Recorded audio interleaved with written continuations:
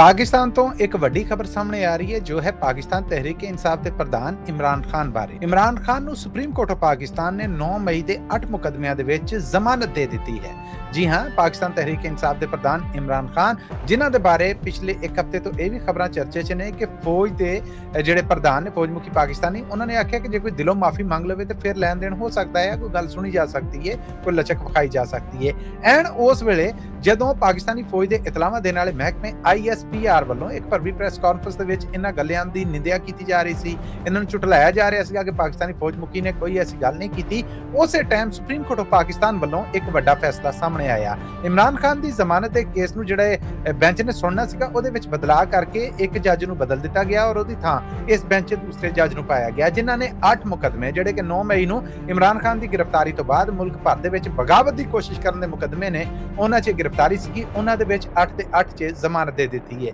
ਹਕੂਮਤੀ ਵਜ਼ੀਰ ਅਤਾ ਤਾਰੜ ਹੋਣਾ ਦਾ ਆਖਣਾ ਹੈ ਕਿ ਸਿਰਫ ਜ਼ਮਾਨਤ ਹੋਈ ਹੈ, ਇਮਰਾਨ ਖਾਨ ਦੀ ਸਿਆਸੀ ਪਾਰਟੀ ਸ਼ਾਦੀਆਨੇ ਔਰ ਵਾਜੇ ਨਾ ਵਜਾਵੇ, ਇਮਰਾਨ ਖਾਨ ਰਿਹਾ ਨਹੀਂ ਹੋਣ ਲੱਗਾ ਕਿਉਂਕਿ ਉਹਦੇ ਤੇ 190 ਮਿਲੀਅਨ ਪਾਉਂਡ ਦਾ ਵੀ ਕੇਸ ਹੈ ਔਰ ਇਸ ਤੋਂ ਅੱਡ ਵੀ ਕੁਝ ਕੇਸ ਹੈ ਨੇ। ਪਰ ਪਾਕਿਸਤਾਨ ਤਹਿਰੀਕ ਇਨਸਾਫ ਇਮਰਾਨ ਖਾਨ ਦੀ ਸਿਆਸੀ ਪਾਰਟੀ ਨੂੰ ਇੱਕ ਵੱਡਾ